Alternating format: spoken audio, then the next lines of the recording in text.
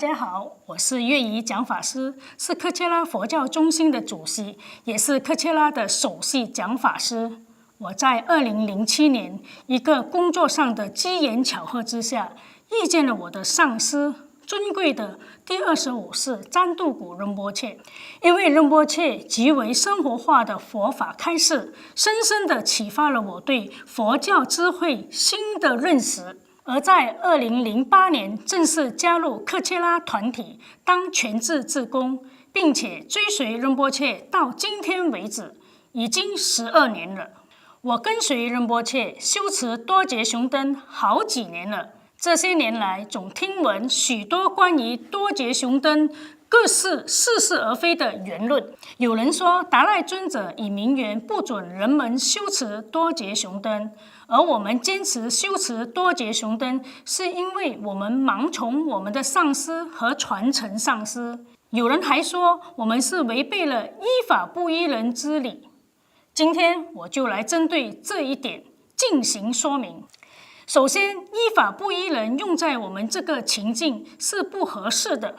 这里所说的人是我们的上师，而藏传佛教中念的皈依文，首先皈依的是皈依上师，我们怎能不依人呢？我们所说的人不是一般的凡夫，我们所依的对象恰恰是给予我们教法开示的上师，是经过我们多年仔细观察而追随的上师，更是在我们观想中以佛以本尊无二的上师。金刚乘中，上师是我们一切福善之源，依师法是我们修行的一大重点。所以显然将依法不依人之理套用在我们的情境上是不恰当的，因为我们所依之人不是一般的人，而是我们的珍宝上师，是以佛体性无二的上师。这一点菩提道次第教诲早已说明，佛不断利乐众生，即使于2500多年前离开人世，但他的救度众生的愿没有停止过。现在不过是化成上师之身，继续救度众生。我们对此应该要发生忍性。难道我们这么做是错的？这不可能吧？更何况我们的上师乃至传承上师绝非泛泛之辈。迦杰至尊帕崩嘎大师是名震四方的佛教大师，曾在拉萨给上千名来自四面八方的高僧、格西、生熟之人讲授24天的菩提道次第教诲。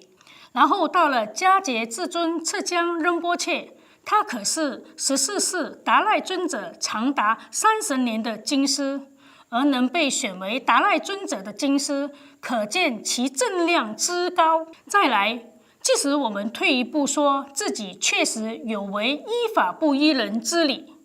我们不应盲从自己的上师或传承上师，那么听从达赖尊者之话的人，又何尝不是有违依法不依人之理？他们不也是不分青红皂白，不看历史，不看逻辑，一味地憎恨多杰雄灯及其行者？而且很多人对藏传佛教的依师之理和历史也知其一而不知其二，就凭着达赖尊者名气最大为由而指责他人。他们或会反驳说，不是的，因为达赖尊者有开示为何应该放弃多杰雄灯的修持，有说明多杰雄灯的过失云云。但我们的上师和传承上师又何尝不是有开示和教导我们为何可以如理依止多杰雄灯的原因和理论？最可悲的是，对多杰雄灯修持者说他们有违依法不依人之理，很明显的是在搞双重标准，只许官家放火，不许百姓点灯。因此，在这一情境下说修多杰雄灯的人有违依法不依人之理，既不符合现实，甚至有曲解依法不依人之原意，也不符合逻辑，甚至是出现了双重标准。结论是依法不依人已经被部分人士所曲解，他绝不能这么用，否则每一个人都不需要一个老师。佛陀释迦牟尼不会有老师，观世音菩萨也不会有阿弥陀佛这位老师。最后，我们修持多劫雄灯，绝不是为了反抗而反抗，更没有违反依法不依人之理。我们对多劫雄灯的坚持，是对传承的坚持，是对上师及传承上师的坚持。这是我今天分享的重点，谢谢各位的观看，希望透过这个视频可以给大家另一个思考的方向，谢谢大家。